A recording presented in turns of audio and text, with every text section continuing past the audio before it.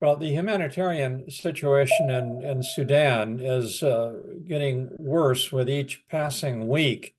as the fighting continues and expands into new areas, such as Wad Madani, for example, second largest city in Sudan, about 90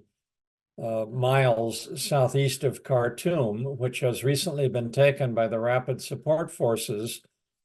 only increases the difficulties of getting humanitarian assistance to Sudanese in need. You already had hundreds of thousands of Sudanese who had fled from Khartoum to Wad Madani,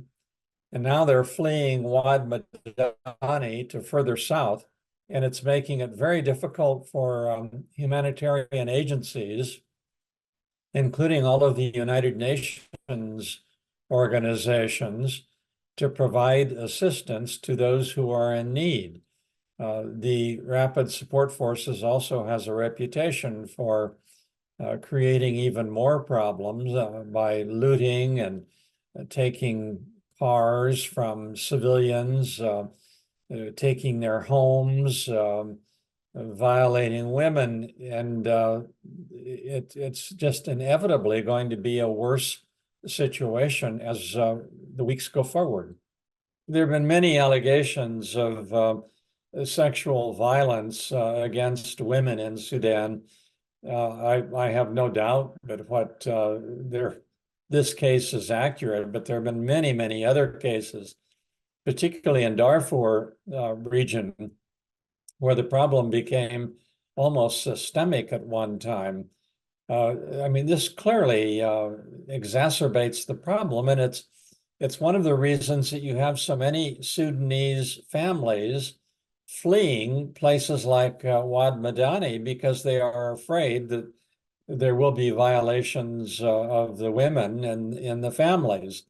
So these are serious problems, and they have been ongoing for months in Sudan. This is nothing new, and some of these cases have been very well documented. And all it does is exacerbate the animosity between Sudanese civilians on the one hand and those forces who are armed on the other. That it is essential that both the Sudan Armed Forces and the Rapid Support Forces make it possible for the international and local non-governmental organizations and those branches, those elements of the United Nations that are in a position to provide humanitarian assistance, to allow them to do that, to let them move on the road system and move into areas like Khartoum and Wad Madani that have been so devastated now in recent months, and let them do their job uninhibited, so that they can at least attend to the needs of the Sudanese people.